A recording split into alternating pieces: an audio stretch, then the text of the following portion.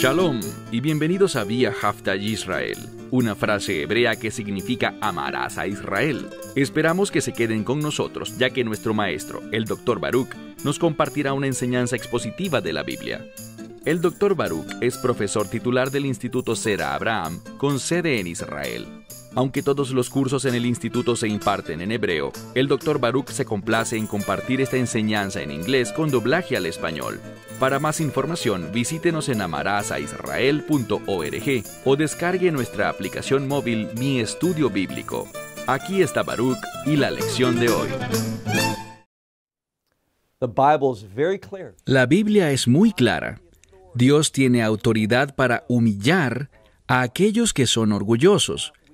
Pudimos ver eso en la vida de Nabucodonosor, pero la pregunta es, ¿aprenderá la gente de la vida o del testimonio de otras personas?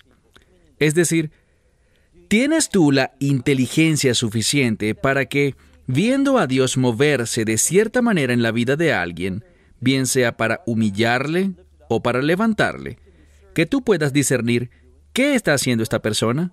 ¿Qué está causando que Dios lo bendiga o, por el contrario, qué está causando que Dios discipline a esa persona? ¿Serás lo suficientemente sabio para hacer las cosas que traigan bendición a tu vida? ¿O piensas más bien así? Bueno, Dios es Dios. Él, debido a estas obras, Él bendice a la gente, pero yo no voy a hacer esas obras. Yo voy a hacer algo muy diferente, aunque igual espero que Dios me bendiga.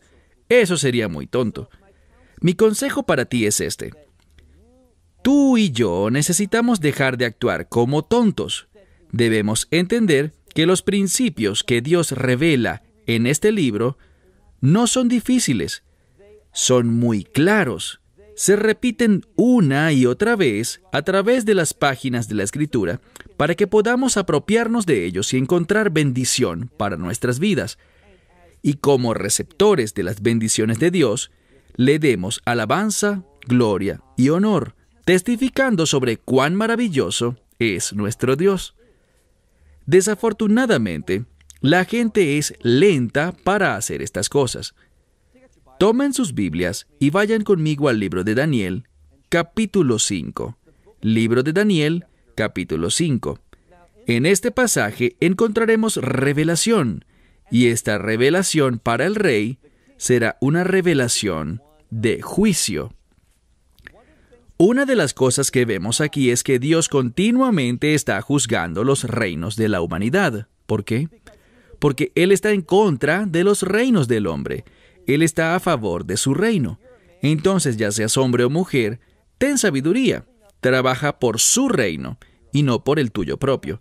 Porque Dios, y lo vemos con mucha frecuencia, Él permite que hombres y mujeres construyan sus planes y lleguen muy, muy alto para luego llegar y destruirlo todo.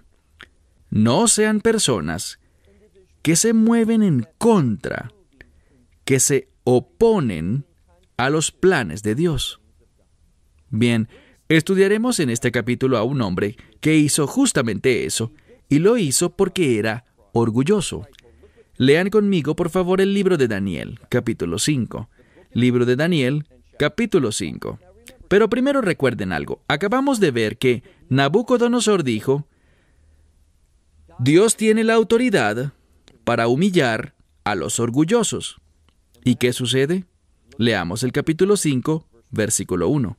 Déjame decir que aproximadamente, basado en las investigaciones que he realizado, los mejores eruditos que he consultado, sus obras, libros de historia y similares, la mayoría de ellos señalan que aproximadamente 20 años, quizás un poco menos, 20 años han pasado desde el final del capítulo 4 hasta el inicio del capítulo 5.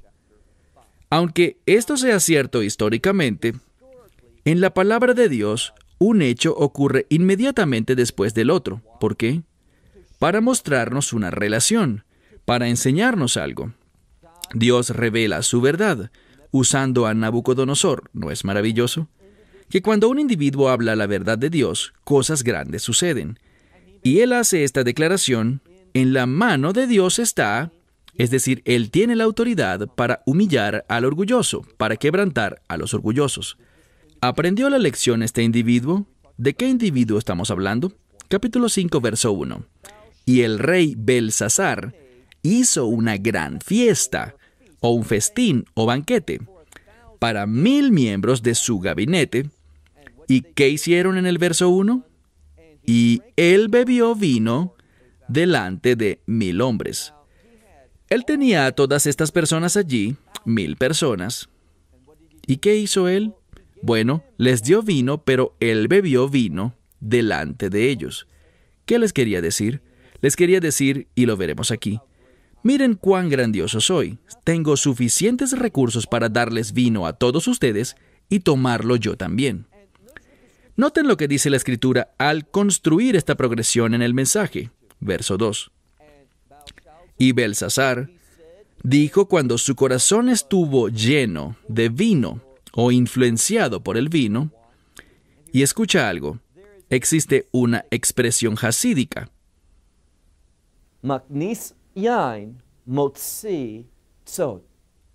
¿Qué significa esto? Si metes vino, sacarás un secreto. Es decir, hay cosas que nos reservamos para nosotros, que no queremos que otras personas conozcan.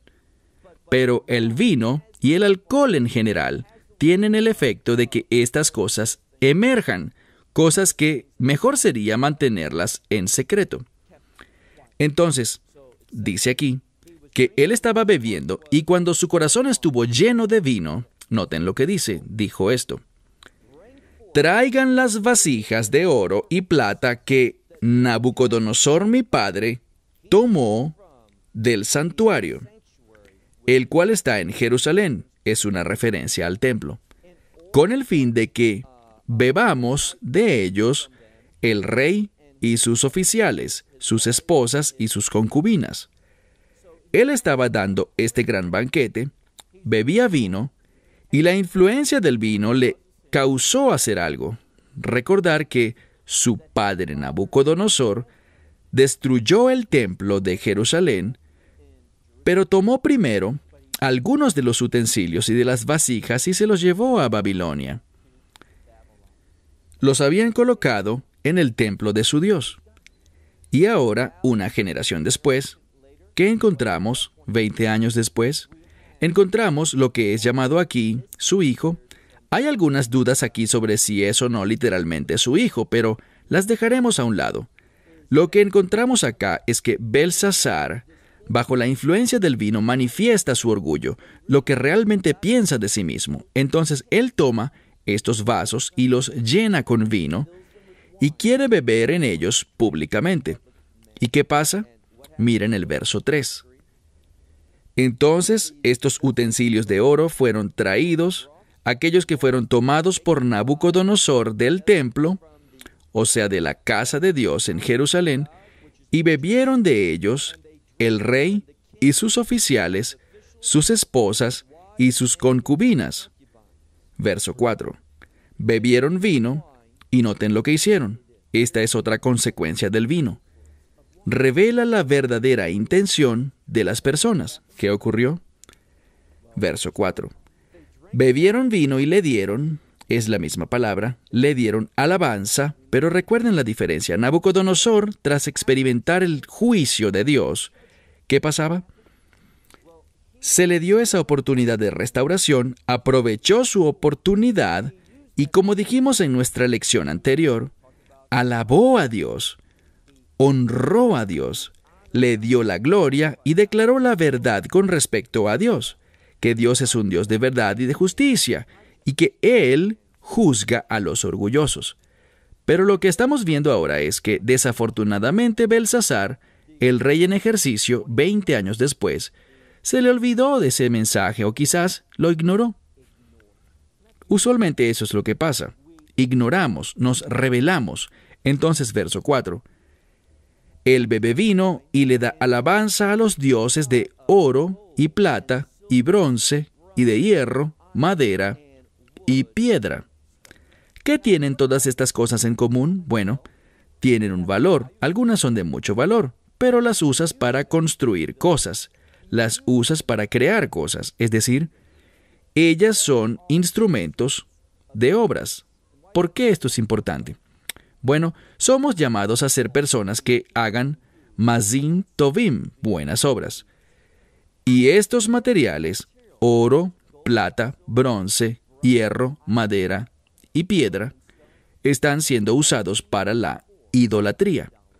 Y la idolatría, si no te has dado cuenta, está siempre enfocada en el yo y en el deseo de exaltarse a uno mismo. Y eso es exactamente lo que ellos están haciendo.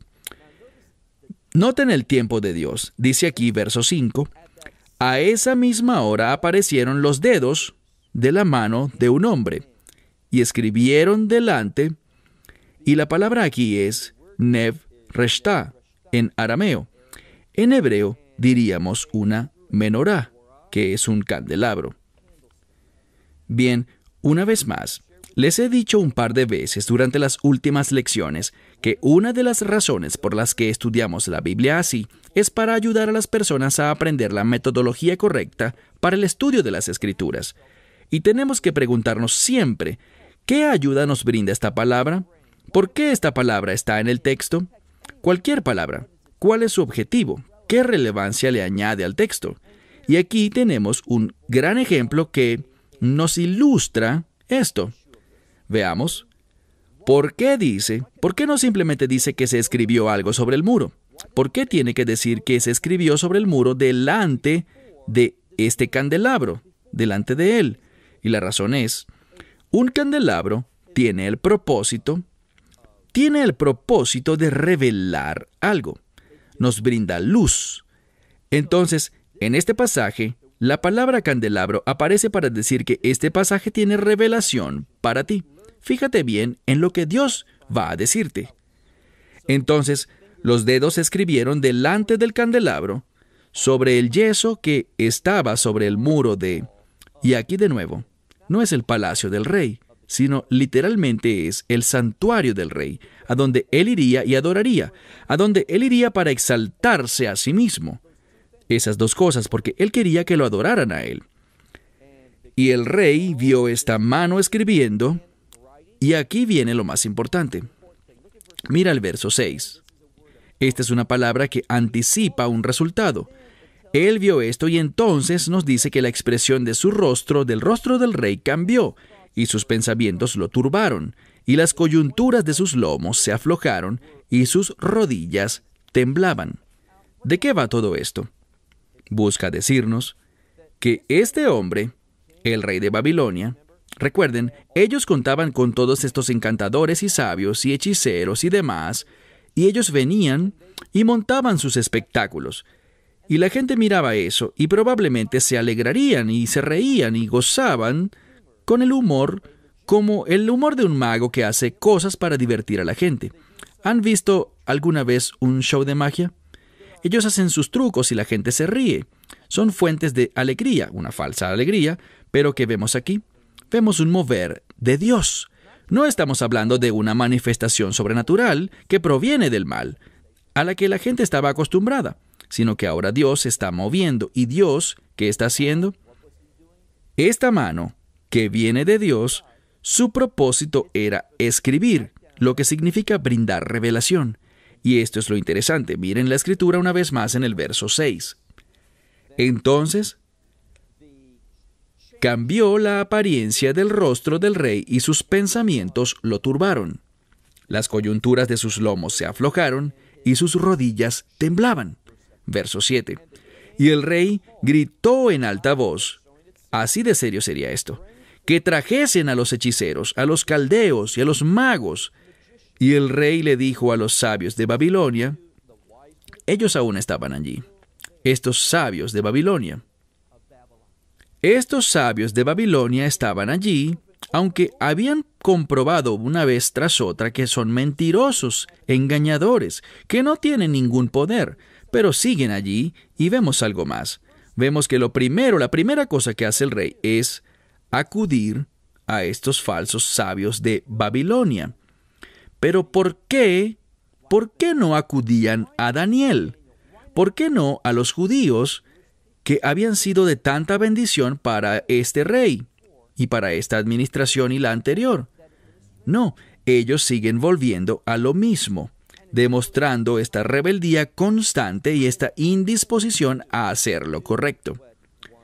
Una vez más, el rey gritó en alta voz que trajeran a los hechiceros, a los caldeos, los magos, y el rey le dijo a los sabios de Babilonia: cualquiera que sea capaz de leer las escrituras, estas escrituras, y revelarlas para mí, su interpretación, este será vestido con argamán, que es un color púrpura real, y un collar de oro será puesto sobre su cuello, y gobernará como el tercero al mando en el reino. Esto demuestra en qué medida este rey anhela saber lo que está escrito. Él sabe que ello tendrá implicaciones trascendentales. Él sabe que esto no es un hecho común y corriente. Pero aún así, llama a sus falsos sabios. ¿Y qué se nos enseña con esto? Mira el verso 8. Entonces llegaron todos los sabios del rey, pero no pudieron leer la escritura ni declarar al rey su interpretación. Bien, esta es al menos la tercera vez que vemos este mismo patrón. Y pensarás que el rey de Babilonia diría: ¿para qué tengo a estos sabios? ¿Para qué tengo a este grupo variado de encantadores, hechiceros, caldeos y magos? ¿Para qué los tengo en mi nómina? Nunca son capaces de hacer nada con respecto a mi situación, para darme una revelación verdadera, como Daniel lo ha hecho una y otra vez. Entonces, ellos no pudieron. Noten lo que dice el texto. No fueron capaces de dar una interpretación al rey sobre este hecho. Versículo 9. Entonces el rey Belsasar tuvo mucho miedo, y la apariencia de su rostro cambió, y sus oficiales, es decir, los oficiales del rey, estaban, y literalmente esta es una palabra para apenados o avergonzados.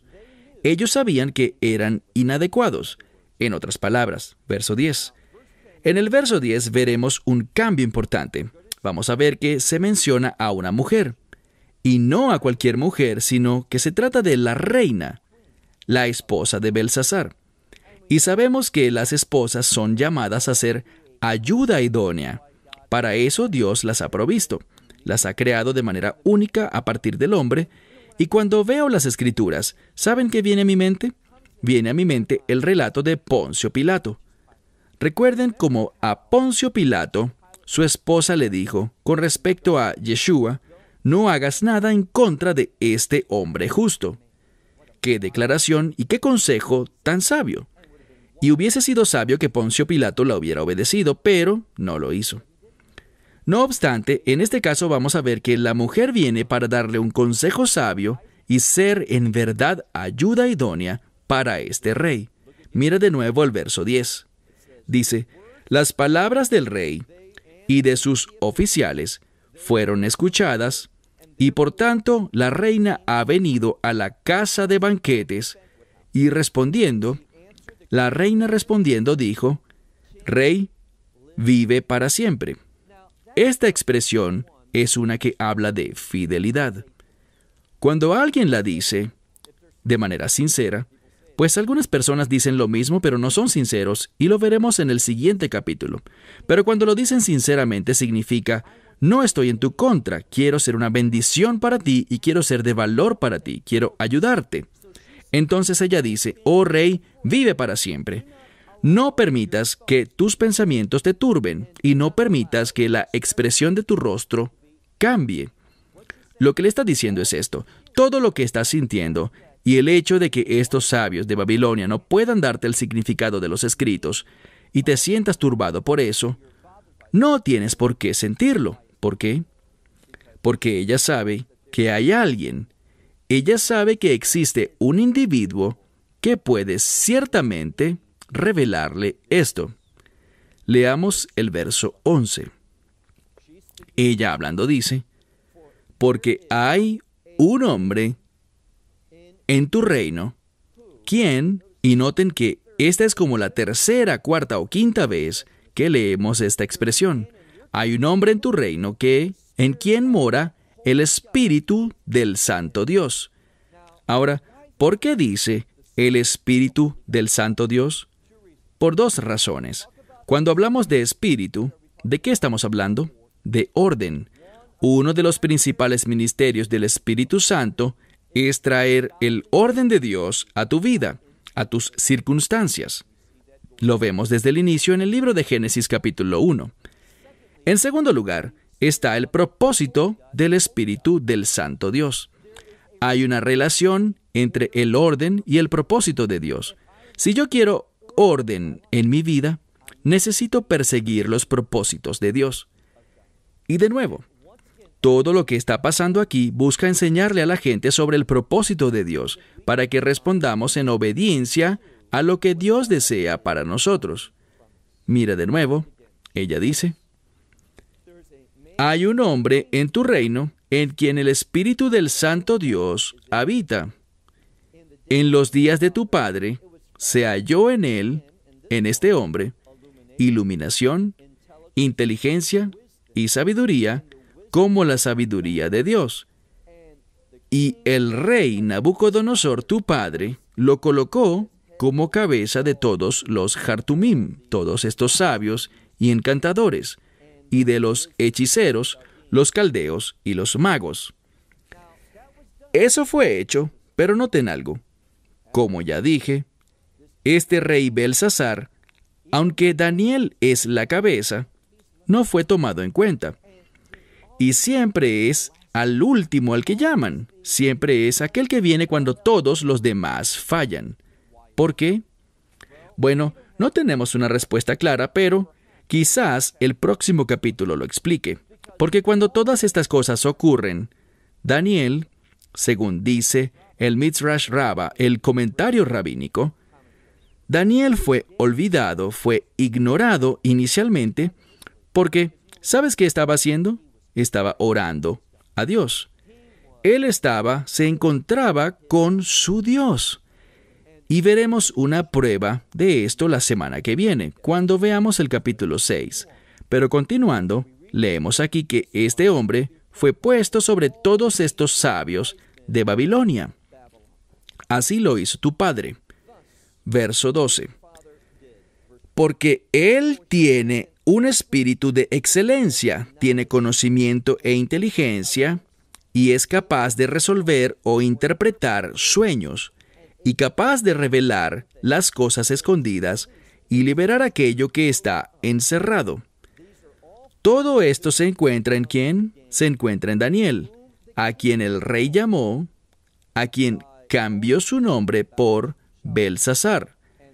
Y ahora, haz llamar a Daniel para que él pueda declararte a ti la interpretación. ¿Sabes lo que tiene esta mujer? Tiene confianza. Ella sabe, ¿basado en qué? En la historia. Ella estuvo allí. Ella creció, posiblemente era una jovencita inicialmente, pero escuchó estas historias y tuvo la experiencia de primera mano sobre lo que Daniel había hecho. Y ahora está diciendo, utilízalo. Y de nuevo, este es un consejo sabio. Esto es lo que la nación debería hacer, lo que los imperios del mundo deberían hacer, usar la revelación de Dios que viene por medio del pueblo judío. Pasemos al verso 13. Entonces trajeron a Daniel ante el rey, y el rey le dijo a Daniel, bueno, ¿eres tú aquel Daniel de los hijos de los exiliados de Judá? Esto es importante porque vemos que los exiliados son mencionados aquí. Los exiliados de Judá. Algunos eruditos tienen otra explicación sobre por qué Daniel no fue convocado inicialmente. Y ellos lo atribuyen a lo que acabamos de leer, que él era de los exiliados de Judá. En otras palabras, a pesar de que Daniel tenía este gran testimonio de fidelidad, sabiduría y éxito, ¿qué observamos? Que no lo querían utilizar. ¿Por qué? Lo primero que hicieron, y recuerden algo, este imperio era un imperio muy vasto, uno que comprendía muchísimas provincias diferentes. Y cuando ellos hablaban de los encantadores y los caldeos y los magos y los hechiceros, ellos no hacían referencia a sus lugares de procedencia, pero aquí hay un énfasis en el hecho de que él provenía de Judá. Entonces, que mi padre ha traído de Judá. Se repite 2 veces para mostrar un énfasis. Verso 14. He escuchado que el Espíritu de Dios, y de nuevo, la mayoría de las traducciones en cualquier idioma ponen este término Elohim en plural. Es una construcción plural, pero es singular en su significado. Como muchas palabras, por ejemplo la palabra Jaim, es plural, pero nosotros decimos vida, no decimos vidas. Como la palabra Rahamim, misericordia, no decimos misericordias, sino simplemente misericordia. Entonces muchas veces encontramos que hay palabras en plural que realmente tienen un sentido singular. Y esto es lo que significa. Versículo 14. He escuchado que el Espíritu de Dios está en ti y que la iluminación, inteligencia y sabiduría se encuentran en ti. Verso 15. Ahora, he aquí, los sabios y los hechiceros han sido traídos ante mí con el fin de leer la Escritura y darme a conocer su interpretación. Pero ellos no fueron capaces de decirme la interpretación de este asunto. Entonces, una y otra vez, ellos fallan y siguen fallando, pero ninguna consecuencia ocurre. Y realmente esto es lo que describe el mundo. El mundo, cuando no estamos caminando en la iluminación de la palabra de Dios, vamos a caer en el mismo error, y en el mismo error, y en el mismo error. No aprenderemos de nuestros errores ni veremos un cambio. Este mundo no está cambiando. Vemos una y otra vez que se levanta un tirano, luego cae, solo para que otro tirano se levante en su lugar. Observamos en el Medio Oriente, por ejemplo, que ellos nunca intentan hacer las cosas de modo diferente. ¿Por qué será? Es lo mismo que estamos leyendo ahora. Hay una indisposición a aceptar la revelación que viene por el pueblo judío, la palabra de Dios. Entonces, ellos no fueron capaces de hacerlo. Verso 16. He escuchado que tú eres capaz de clarificar interpretaciones y de resolver aquellas cosas que se encuentran cerradas. Ahora, si tú eres capaz de leer esta escritura y hacerme saber su interpretación, serás vestido en púrpura, en vestiduras reales, y un collar de oro colocaré sobre tu cuello, y gobernarás como el tercero en importancia en mi reino. Esperamos que te hayas edificado con el mensaje de hoy y lo compartas con otros. Te invitamos a seguir nuestros estudios cada semana por este canal y por el portal de YouTube de Amarás a Israel. También puedes descargar nuestra aplicación móvil gratuita, Mi Estudio Bíblico. Finalmente, para obtener más información sobre nosotros, visita nuestra web amarasaisrael.org, donde encontrarás otras conferencias de Baruch en audio, video y texto. Hasta el próximo programa. Que el Señor te bendiga en Yeshua HaMashiach, Jesús el Mesías, mientras caminas con Él. Shalom desde Israel.